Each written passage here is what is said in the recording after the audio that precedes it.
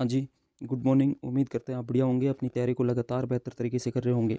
हमने बोर्ड के लिए आपकी तैयारी को और बेहतर तरीके से करने के लिए एक श्रृंखला स्टार्ट की है, जिसका नाम है आपके कंप्लीट ज्योग्राफी 12th क्लास। इस कंप्लीट ज्योग्राफी श्रृंखला के तहत मैं आपको डेली एक पार्ट का रिवीजन करवा रहा हूँ। हर रोज़ एक पार्ट का जो जितने भी महत्वपूर्ण प्रश्न होते हैं वो आपके समकक्ष दे रहा हूँ। उसी कड़ी में आज हम जो फोर्थ पार्ट है, जिसका नाम है आपके जल संसाधन, उसके बारे में पूरा का पूरा बढ़िया उसके जितने भी प्रश्न हैं वो देखने वाले हैं। मैं आपको कल भी बता चुका हूँ कि अगर आपको ये जितना भी पढ़ा रहा हूँ उसका आपको प्रिंटेड चाहिए या पैनल चाहिए, जितने भी पढ़े हुए हैं, इसके लिए भाई आप यहाँ जाके ज्वाइन कर सकते हो। यहाँ से आपको पढ़ाए हुए जितना भी मटेरियल है वहाँ हम अपलोड कर देते हैं, वहाँ से आप देख सकते हो। चलिए हम अपनी क्लास को करते हैं शुरू। हम जो पढ़ रहे थे भाई चौथा पार्ट, जिसका नाम है आपके जल संसाधन। हम इस पार्ट में ये पढ़ने वाले हैं जल संसाधन के बारे में। हमने कल की क्लास में हमने पढ़ा था आपके कृषि के बारे में। आज हम पढ़ेंगे जल संसाधन के बारे में, यानी भारत में जल संसाधन कितना है, हम जल संसाधन का कहाँ उपयोग कर रहे हैं। इसके अलावा भारत में जल से संबंधित कौन कौन सी नीतियाँ हैं, वो सारी की सारी बातें इस क्लास में हम डिटेल से करने वाले हैं।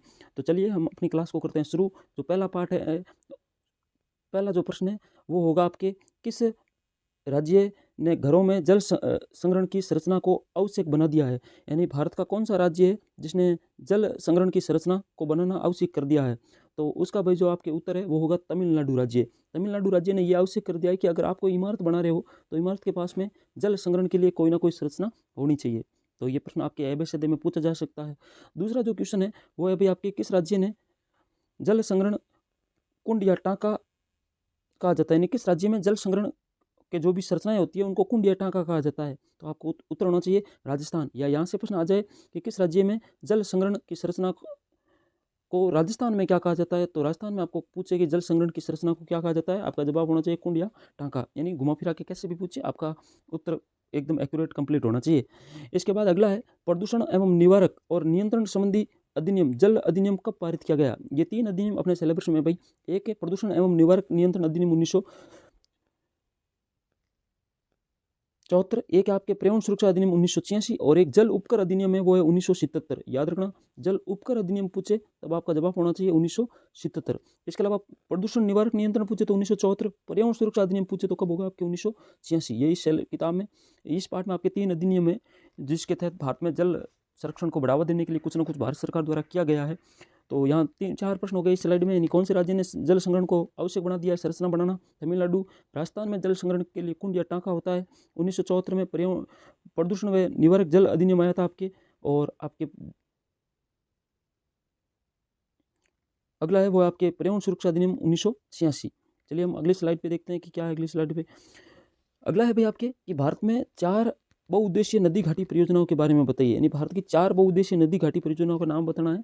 बहुउद्देशीय नदी घाटी परियोजना उसको कहते हैं भाई जो अपना एक से अधिक उद्देश्य पूरा करती है। यानी उसका प्रयोग हम पेयजल में, बिजली बनाने में, मत्स्य पालन में, कहीं पे भी कर सकते हैं। तो वो सारा का इसमें एक हो जाएगा भाखड़ा नागल बांध। ये हिमाचल प्रदेश का है भाखड़ा नागल बांध, आपको पता हो तो।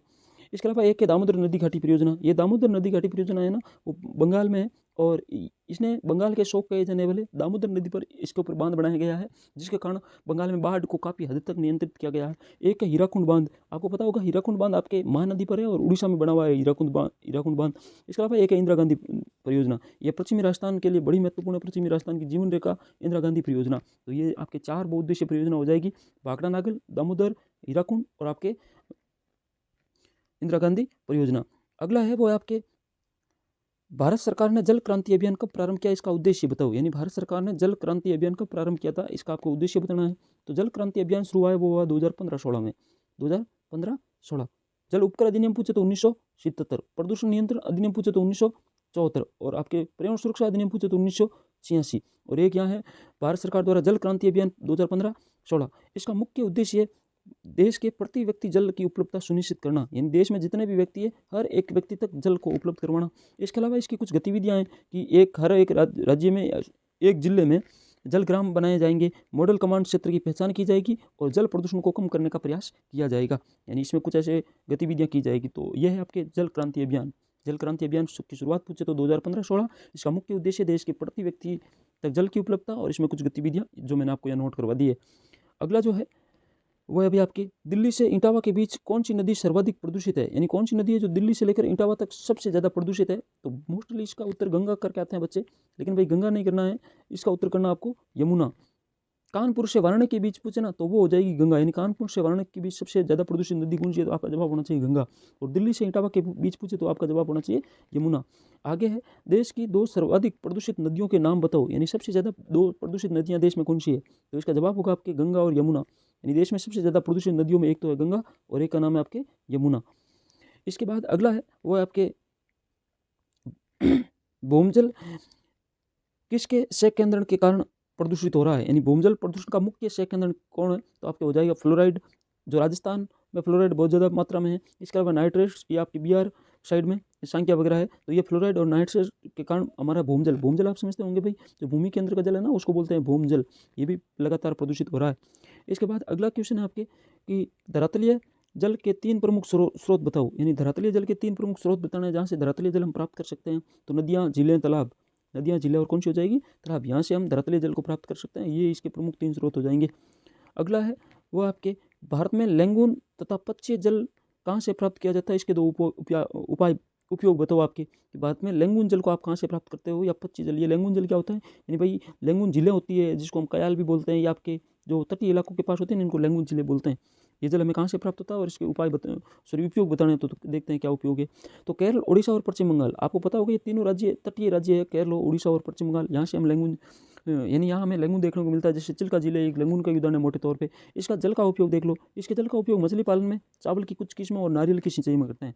तो लैंगून के जल यानी पीने योग्य तो होता नहीं, इनका जल खारा होता है झीलों का, तो इनके जल का प्रयोग हम मछली पालन में, चावल की किस्मों के लिए और नारियल की सिंचाई के लिए जल का उपयोग करते हैं। अगला है वो आपके जल संभर प्रबंधन से क्या तात्पर्य है, यानी जल संभर प्रबंधन किसको कहते हैं, तो धरातलीय और भूमजल संसाधनों के दक्ष प्रबंधन, धरातलीय और भूमजल संसाधनों के दक्ष प्रबंधन को जल संभर प्रबंधन कहते हैं। यानी धरातलीय और भूमजल के दक्ष प्रबंधन को हम जल संभर प्रबंधन कहते हैं। इसके अंतर्गत बहते हुए जल को रोकना और भूमजल संसाधनों की पुनर्भरण शामिल है। इसका मुख्य उद्देश्य प्राकृतिक संसाधन और समाज के बीच संतुलन लाना, यानी जो जल संभर प्रबंधन है ये धरातलीय जल और भूमजल का दक्ष प्रबंधन करना, बहते हुए जल को रोकना, भूमजल का पुनर्भरण शामिल है। और इसका मुख्य उद्देश्य प्राकृतिक संसाधन और समाज के बीच संतुलन लाना, ताकि हमारे समाज के बीच जो जल की समस्याएं से जूझ है उसका हम निजात पा सके। अगला जो प्रश्न है वो आपके जल संभर और विकास के 3 कार्यक्रम बताइए, यानी जल संभर और विकास से संबंधित 3 प्रमुख कार्यक्रम बताने।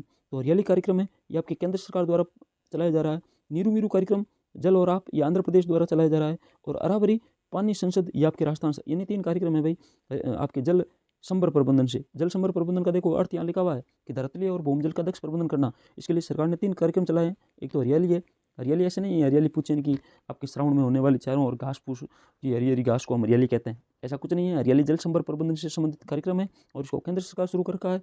एक आपके नीरू मीरू, ये आपके आंध्र प्रदेश सरकार का है। और एक आपके अरावरी पानी संसद, ये आपके राजस्थान सरकार का है। अगला है आपके हरियाली का मुख्य उद्देश्य क्या है, तो वो ये है कि भाई आपके जितना हो सके जल संसाधनों का दक्ष प्रबंधन करना, यानी हरियाली का मुख्य उद्देश्य बताना आपको। तो देखते हैं हरियाली का मुख्य उद्देश्य क्या हो जाएगा।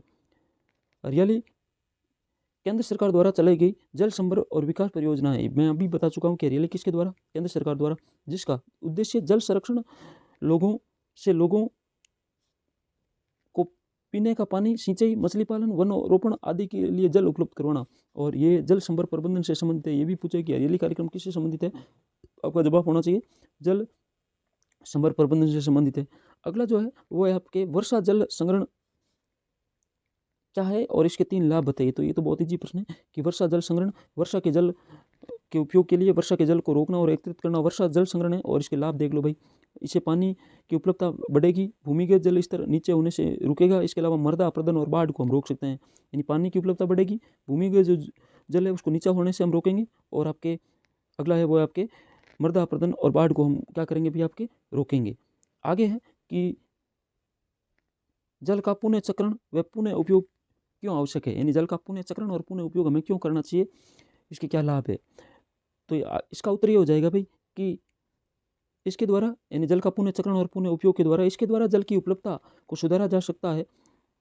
कम गुणवत्ता वाले जल का उपयोग उद्योगों में किया जा सकता है। स्नान व बर्तन धोने में प्रयुक्त जल का हम बागवानी में उपयोग किया जा सकता है। इससे अच्छी गुणवत्ता का जल पीने उद्देश्य से संरक्षित होगा। यानी जल के पुनः चक्रण और पुनः उपयोग के माध्यम से हम कम गुणवत्ता वाले जल को उद्योगों में उपयोग कर सकते हैं। इसके अलावा आपके स्नान और बर्तन धोने में जो प्रयुक्त जल है उसका हम बागवानी में प्रयोग कर सकते हैं, जिससे कि अच्छी गुणवत्ता यानी पीने योग्य जल है वो बचेगा। अगला है वो है आपके भारतीय राष्ट्रीय जल नीति 2002 क्या है। भाई भारतीय राष्ट्रीय जल नीति 2002 के बारे में पूछ रहा है। भारत में राष्ट्रीय जल नीति लास्ट आई थी वो आई 2022 में, ये भी ध्यान रखना। 2002 के बारे में पूछा गया है कि भारतीय राष्ट्रीय जल नीति 2002 क्या है। तो चलिए इसका जवाब देते हैं। पीने का पानी सभी मानव के और प्राणियों को उपलब्ध करवाना, यानी इसकी विशेषता पूछा है। तो पीने का पानी सभी मानव तक को उपलब्ध करवाना सरकार की पहली प्राथमिकता होगी। राष्ट्रीय जल नीति 2002। आपको पूछे जल क्रांति अभियान तो 2015-16 का ध्यान रखना। हर व्यक्ति तक जल उपलब्ध करवाना। जल उपकर अधिनियम 1977 का था। जल प्रदूषण निवारक अधिनियम 1974 का था। और पर्यावरण सुरक्षा अधिनियम 1986 का था। अभी जो हम पढ़ रहे हैं ना वो जल नीति पढ़ रहे हैं 2002 के बारे में। इसकी पहली विशेषता है कि हर व्यक्ति तक या प्राणी तक जल उपलब्ध करवाना सरकार की जिम्मेदारी है। दूसरी है भाई कि आपके धरातलीय और भूमजल दोनों की गुणवत्ता की नियमित जांच होनी चाहिए। और तीसरी है वो आपके कि जल संग्रहण के लिए जागरूकता विकसित की जानी चाहिए लोगों के बीच। अगला है राष्ट्रीय जल नीति 2002 के जल आवंटन की 3 प्राथमिकताएं दो। वो तो थी विशेषताएं भी कि जल उपलब्ध करवाना। इसके अलावा ये लिखी हुई आपकी पूरी की पूरी कि धरातलीय और भूमजल की गुणवत्ता की जाँच करना। इसके अलावा आपके जल संग्रहण के प्रति लोगों में जागरूकता फैलाना। जस्ट इससे अगला जो क्वेश्चन है वो है आपके कि राष्ट्रीय जल नीति 2002 के जल आवंटन की 3 आपके प्राथमिकताएं बताइए। तो 3 प्राथमिकता हो जाएगी पेयजल, सिंचाई और जल शक्ति। पेयजल, सिंचाई और कौन सा हो जाएगा आपकी जल शक्ति, यानी पेयजल से संबंधित, सिंचाई से संबंधित और एक हो जाएगा आपके जल शक्ति से संबंधित। अगला जो प्रश्न है वो है आपके कि भारत में जल संसाधनों का संरक्षण क्यों आवश्यक है, यानी भारत में जल संसाधनों का संरक्षण क्यों करना चाहिए। तो देखो अलवणीय जल की घटती उपलब्धता और जल की बढ़ती मांग के लिए जल संसाधनों का हमें संरक्षण करना चाहिए। यानी अलवणीय जल की घटती उपलब्धता और जल की बढ़ती मांग के लिए हमें जल संसाधनों का संरक्षण करना चाहिए। अगला जो है वो है जल की गुणवत्ता से क्या तात्पर्य है। जल के गुणों का ह्रास का कारण बताओ, यानी जल की गुणवत्ता हम किसे कहेंगे और जल की गुणों में कमी आने का मुख्य कारण क्या है या कमी से क्या तात्पर्य है। जल की गुणवत्ता से तात्पर्य जल की शुद्धता तथा अनावश्यक बाहरी पदार्थों से रहित जल है, यानी जल की शुद्धता और उसमें अनावश्यक बाहरी पदार्थों से रहित जल से है। जल के गुणों में कमी का मुख्य कारण बाहरी पदार्थ जैसे सूक्ष्म जीव, औद्योगिक अपशिष्ट आदि के मिलने से जल प्रदूषित होता है। इससे जल के गुणों में कमी आती है जो मानव के उपयोग योग्य नहीं रह पाता है। जल के गुणों में हुई कमी से जलीय तंत्र प्रभावित होता है और कभी कभी प्रदूषक नीचे तक पहुंच जाते हैं, जिससे भूमजल भी क्या होता है अभी आपके प्रदूषित। अगला जो क्वेश्चन है वो है भारत के कुछ राज्यों में भूमजल के अत्यधिक उपयोग के 3 दुष्परिणाम बताइए। यानी भारत के कुछ राज्यों में भूमजल का अधिक उपयोग हो रहा है जिसके कुछ दुष्परिणाम बताने हैं। तो पंजाब, हरियाणा और पश्चिमी उत्तर प्रदेश में सिंचाई हेतु भूमजल का अधिक उपयोग के कारण भूमजल स्तर नीचे गिर रहा है। यानी पंजाब, हरियाणा और पश्चिमी उत्तर प्रदेश में सिंचाई हेतु इस जल का हम अधिक उपयोग कर रहे हैं, जिस कारण वहाँ का भूमजल नीचे जा रहा है। इसके अलावा राजस्थान और महाराष्ट्र में अधिक जल के कारण जल में फ्लोराइड की मात्रा बढ़ गई, जो हमने पहले पढ़ी थी। और पश्चिम बंगाल और बिहार में संख्या या आर्सेनिक की मात्रा में क्या हुई है भी आपकी वृद्धि। अगला जो प्रश्न है वो है आपके कि भारत में जल संरक्षण हेतु क्या उपाय किए गए हैं, लिखिए। यानी भारत में जल संरक्षण के लिए क्या उपाय किए गए हैं।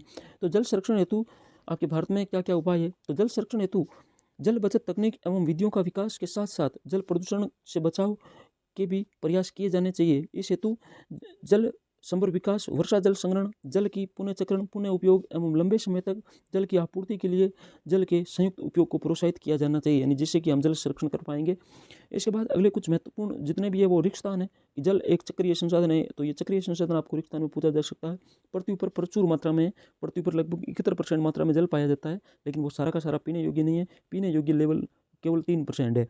इसके बाद है देश में उपयोगी जो जल संसाधन है वो कितना है। तो आपका जवाब होना चाहिए 122 घन मीटर देश में उपयोगी पीने योग्य जल संसाधन।